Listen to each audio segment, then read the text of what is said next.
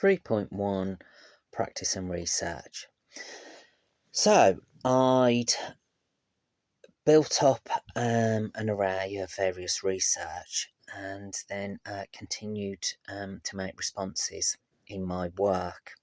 Now, as mentioned in video 1, to this research, I'd made response after response after response, and across the board, I think the responses were varied. Some were colourful, some were not so colourful, some were more emotional than others. But I think all in all, the sampling has still sustained my playfulness, and it was kind of quite engaging to have these responses working as mini little projects, because I think that is probably a strength in my work, that I do like to show that the work can be quite varied. Some of it can be quite deep with its emotion, which I am starting to get better at and I am starting to learn it.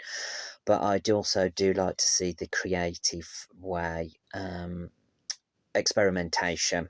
I think that demonstrates my ability to demonstrate my own personal dyslexia, that I'm such a visual learner in anything that I do. So it was enjoyable. It was good to restrict the use of materials, staying with traditional materials. I did start to, even though I had mentioned in my plan that there was going to be no finances, as we all know as practitioners, you do, I think you can only recycle so much and source so much, so I did lay out on some materials and so forth. So that was another learning curve, and I think as I'm working through the assignment in the final part, I am creatively and critically, with my strategies, bullet pointing, note making, and I think my sketchbook work is definitely becoming stronger. I still take a lot of photographs of my work, and I still like to make it evident in the sketchbook, because I think that's important.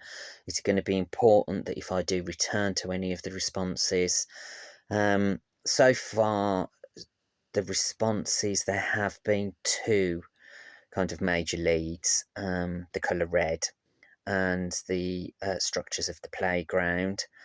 The colour red I've used, as mentioned, was because of it relating to dyslexia awareness. Dyslexia is going to continue as a theme. I think that's going to be important because it's bringing in such new learning for me, and it is so broad spectrum, from education through to artists, through to inventors. It's already demonstrated that the colour red has become a new thread. I've also brought through from the dyslexia education, I started to use the three-dimensional use of the triangle, and that led me to research the history of the triangle, which has now engaged in Pythagoras and abstract mathematical equations, which I think could possibly lead to some very interesting results when I start to look at my use of science and scientific related mixed media. That's another idea that I've started to consider. I think I've worked quite thorough. Anything that I think of, I always write down as a note. So I think it sort of starts to become quite mind map. The mind maps are exploding. They're getting better. They're becoming more detailed. So I gather that I am working in the kind of right direction, collating lots of information, responding to this, pulling in an audience for some independent critical review. and then using critical strategies of reflection, the Driscolls and the 1 minute paper, just to make me think about what I'm doing, what I could have done, how did I do it, what could I improve, which I think is going to be important for the myself and level 3 colleagues when we have our creative discussions, to start to look at throwing questions at one another, so that we start to think about practice in a little bit more depth, which will be quite an interesting case study to follow.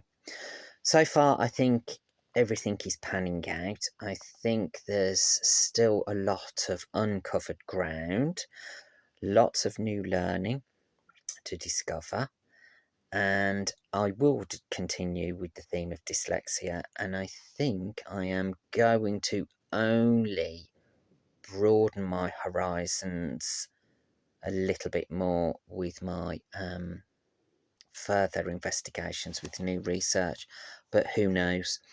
I have discovered that it kind of starts to follow its own journey and pathway and new threads. So I think I do need to keep the reins pulled in at times, as long as I back up the work that I've carried out and the reason why I'm carrying this work out. I think there is going to be lots of room for further improvement.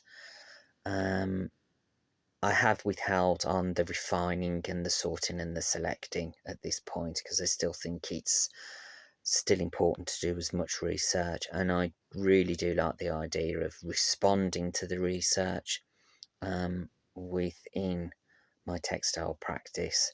So I am going to be really looking forward to going on to project 3. As of yet, for dissertations, I still think it's an open book at this point, but I'm still really looking forward to processing and continuing with the way that I'm working at the moment. Obviously, it'd be interesting to see what the feedback is from my tutor, but so far all is looking good.